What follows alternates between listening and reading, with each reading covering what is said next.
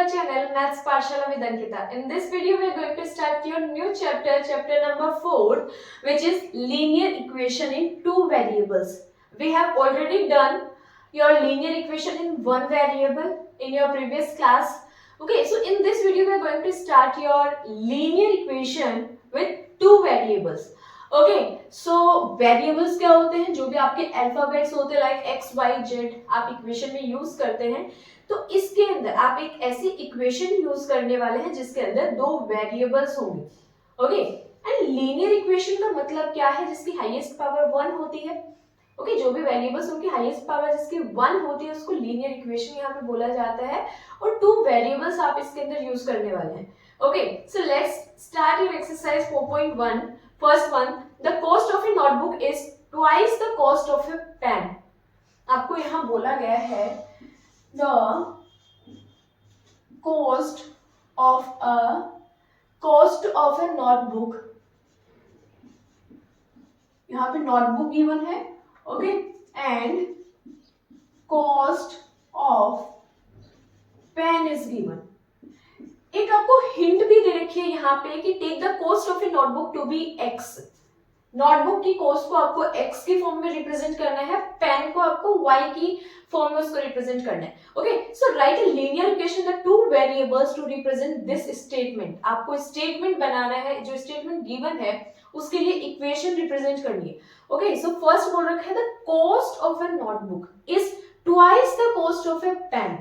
जो पेन की कॉस्ट है, जो आपको क्या बोला गया वाई, तो नोटबुक की कॉस्ट जो है वो पेन की ट्वाइस है.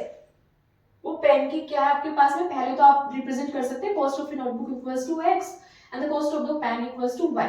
अब इक्वेशन में क्या बोला गया है आपको कि द कॉस्ट ऑफ नोटबुक जो है वो पेन का ट्वाइस है, मींस 2 टाइम्स है. तो यहाँ पे x इक्वल्स टू 2y आपके पास आ चुका है. इसको रिप्रेजेंट कैसे कर सकते हैं, ये आपका प्लस की फॉर्म में है. जैसे ही आपने इसको सब्ट्रैक्ट किया this will be equals to 0.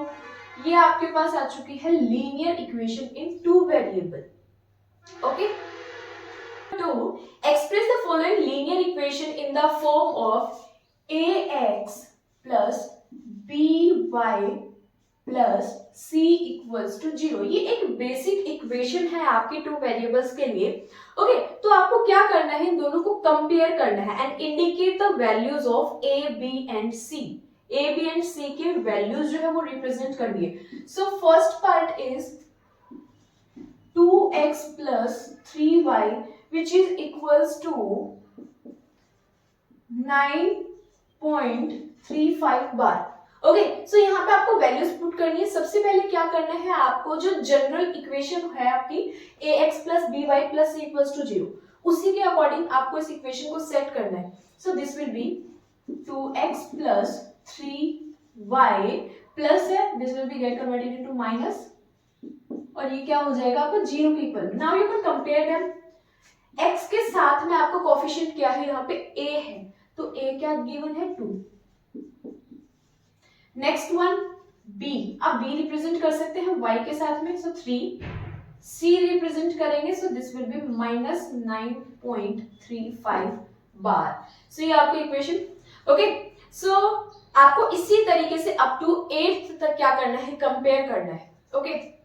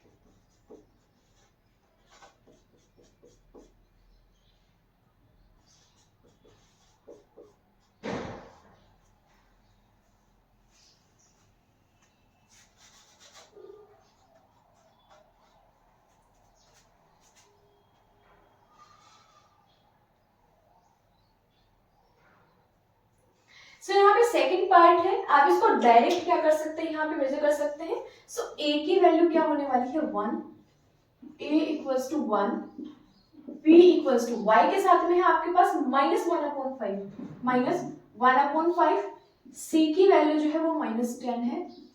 Okay, same sense में आपको क्या करना है, सबसे पहले इनको अरेंज करना है। So this will be 2x minus plus 3y minus 6 equals to 0। यहाँ से आप कंपेयर कर सकते हैं, a equals to -2, b equals to 3 and c equals to -6।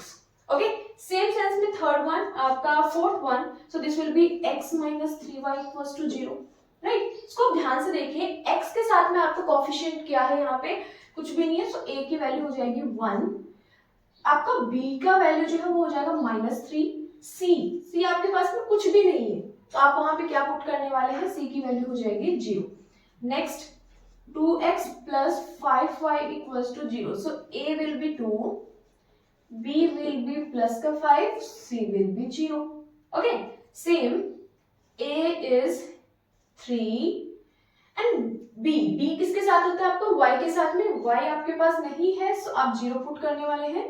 And okay, b आपके पास नहीं दे रखा है, तो आप क्या करने वाले हैं, 0 पुट करेंगे। c की वैल्यू जो है वो क्या हो जाएगा, प्लस का 2 यहाँ रिप्रेजेंट कर रखा है, राइट। नेक्स्ट में आपके पास a की वैल्यू नहीं गिवन है, सो 0, b इक्वल्स टू आपका हो जाएगा 1 and c equals to minus का 2। ओके, लास्ट में ये है, इसको क्या करना पड़ेगा, 2x आपका यहाँ पे है, इसको आपने -5 इक्वल्स टू 0 पुट कर सकते हैं। इक्वेशन को जैसे ही अरेंज किया, so you will get it 2x - 5 equals to 0। So a की वैल्यू हो जाएगी 2, b की वैल्यू आपके पास नहीं गिवन है 0, c की वैल्यू जो है वो -5 आपके पास हो जाएगी।